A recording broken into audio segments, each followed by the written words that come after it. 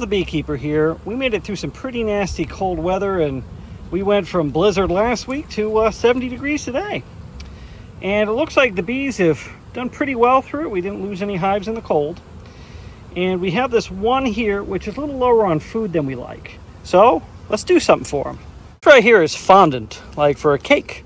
We're going to put some of these fondant cakes right on top of the hive inside, and this will give them a little bit of extra food to kind of pull through the end of the winter season. I set some in here, a whole fondant cake, but you can also see they're doing dry sugar method. This is one of my beekeepers, Nate. And basically he puts dried sugar on a piece of newspaper and wets it just a tiny bit. Now all the moisture that builds up in the hive, such as condensation in the top, is just sucked up. And it keeps the hive nice and dry and healthy, because remember, we want to keep things dry because that impedes bacteria. You may ask, hey, why don't they have enough honey? Well, some honey was moved over to them because they were a late split in the season. They just didn't have enough collected during the year, and nothing was taken from them. I also had to give some fondant to this beautiful hive over here. That is the one that we found at the USS Constellation, that swarm last October. They have plenty of honey I moved over from other hives, but they also have a couple of fondant cakes in there too.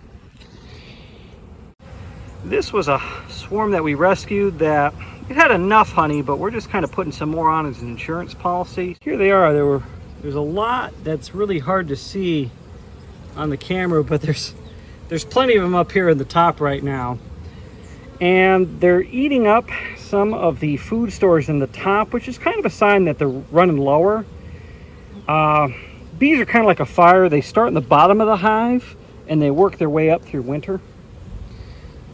Remember that honey also doubles as insulation for them, so it's important that they have plenty of it to really just keep themselves warm and alive. Here we are. It actually looks like they're finding something. There might be dead wild hives nearby because they have a little bit of resources, and that's not water. That is freshly found somewhere.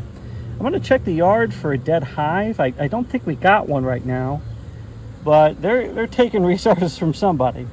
But we're still going to give them plenty. This right here is always a concern. That's mold. A little bit right here and here. What does that mean? It means that the hive is getting a little wetter than it should. That could be because the hive initially was tilted back, and it shouldn't be because it collects rainwater. I changed that about a month ago, and I made sure the hive was leaning forward by sticking something right under it.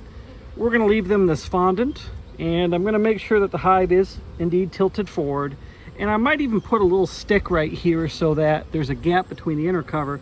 That way the hive breathes better and allows it to stay drier, because you need air moving in the entrance and back out the top. You need that good air circulation, because you can have cold bees or wet bees, but cold and wet bees die every time.